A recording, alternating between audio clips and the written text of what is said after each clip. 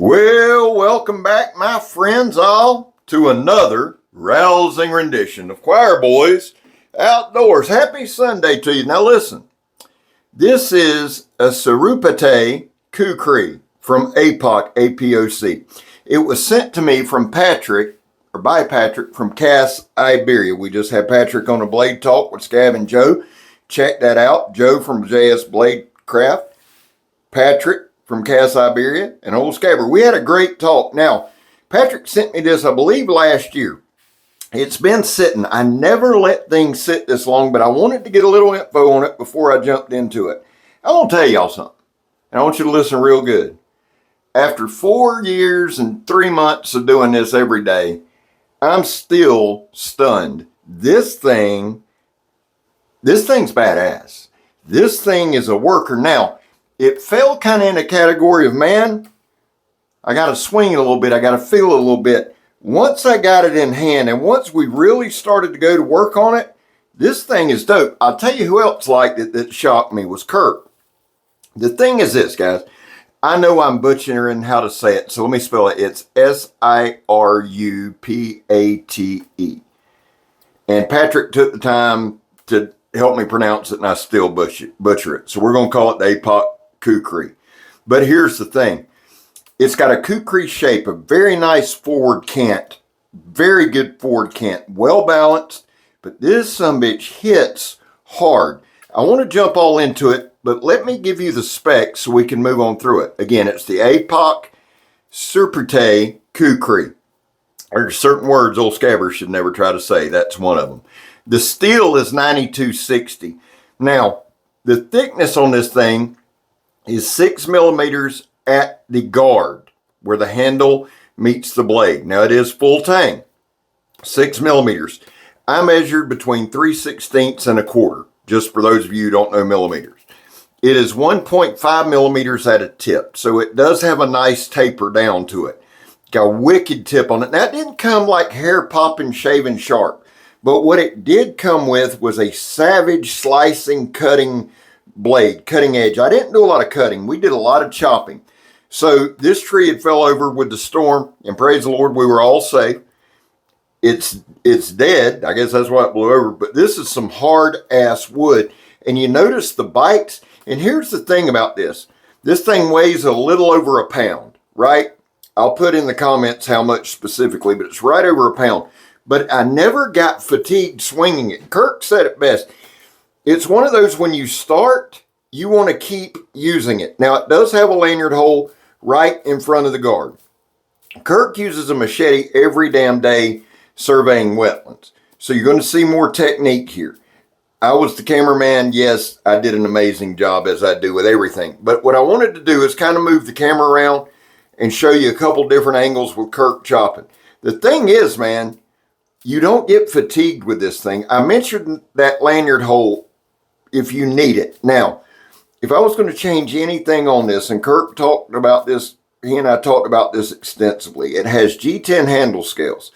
The only thing I would do differently, I'd keep the G10, but maybe put like some scalloped or textured handle scales on there. I didn't slip. It didn't slip with Kirk, but it does. I think it would be more of a confidence booster, right? So you see Kirk putting in work with it. Now, the overall length on this thing is 21.5 inches. The blade length is 15 3/8. The cutting edge is 14 inches. G10 handle scales. The handle length, now these are the actual scales themselves, are 6 1/4. The inner grip is anywhere from 4 inches to 5 inches. Now, that's because the pommel of this thing is slanted forward, so that if you need to drop a couple fingers off, you can. It's incredibly comfortable. It also has a good finger choil right under the blade. It doesn't take out any of the cutting. It's in the handle, but a great choil, so you get a good grip, really good grip. And that's why I think the scallop G10 would just be kind of a confidence booster. Now, when I do my next set of cutting, I did put a lanyard on it. I like it. I'm not a big lanyard guy, and I'll tell you why. Because you get into using it, you get in deep to using it, especially in Florida with the thickets and all that. Swapping hands is a big deal, right? And it's not so much like fatigue, but every now and then you just want to kind of swap it up. With a lanyard, you have to stop and do all that. So if it was late in the day, if it was a rainy day, I'd probably use a lanyard. 9 times out of 10, no, I'm not. But I wanted to use it in this. Now, the handle width is 5/8. The edge, the HRC at the edge is 56. So you get some flex here. It's kind of a softer edge. I like that. For what this is going to be used for, now you can use this for a machete. You can do it for some chopping. You can use it for a weapon. The tip on this thing is wicked. Now I'm going to do my stabbing the spinning thing. It's a technical term for it. But you see right here, now I've got a lanyard on.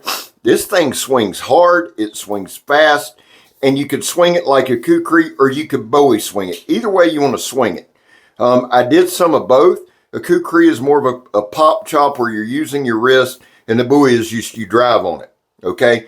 But I wanted to do some of both. And again, you kind of get lost in using it, especially with this heavy foliage. Now, we was out at the studio out at the property, and so there's a lot. Man, it can grow up in a couple of weeks.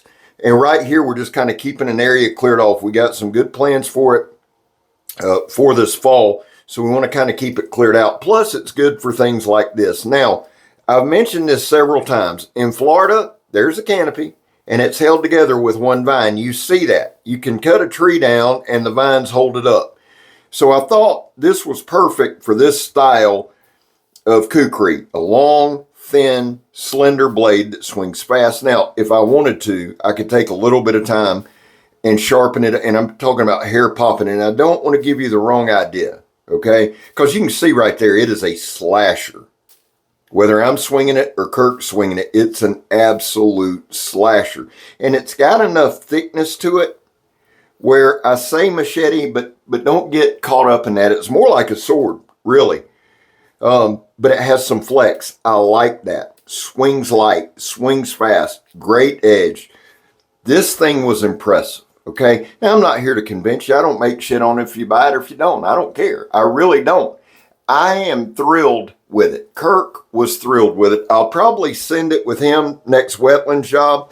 I just wanted to give you a decent look at it. Now, we live in the internet age where people get hyped up about that hole, okay? It's not a weak spot.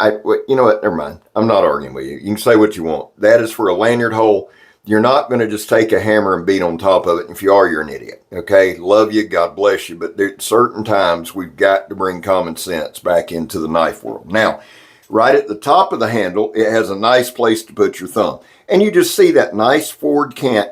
It's not Apoc. What they do is they take things and they make them their own. They give you their version of them. Okay. All right here. This started out as me playing around, but I like it. It shows you the control, right? It's easy to move in hand. Now, I decided not to use the lanyard on this. There you go. It's cabbing and moves. I about cut it in half right there. But the thing is, just wanted to play around with it. Just wanted to get some time in with it. You'll see me do this more and more. And anybody that knows me knows I don't take myself seriously at all. There's no need. But I do find that it is a good way to get a good idea and a feel for the equipment. Now we're going to do the Donnie B all day drop test, the throw it at the stump test. It dropped great. It has a great balance point on it. Good weight to it. Like I said, I think it's 1 pound, 3 ounces maybe. I'll look it up and put it in. I do know it's over a pound. Thing throws hard. It's just a great little tool. And what we found with Apoc is they make some tough, durable stuff. Patrick had sent me a couple of their axes, a couple of their little camp axes. And they were tough as hell, sharp as hell. Same thing here.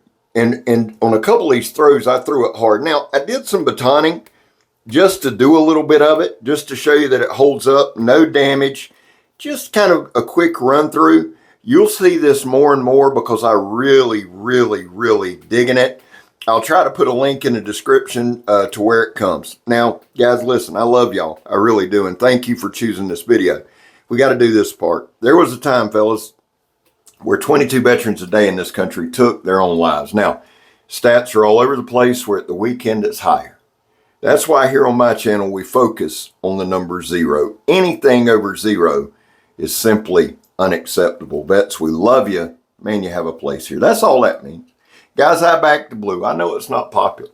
I didn't get on here to be popular. Something I believe in and I don't shove down your throat. Finally, if you are an addict, and I am, never quit quitting. Well, guys, I'm Scab. You're not. The Apoc Sirupate Khukri. Thing's badass, son. And I'm gone.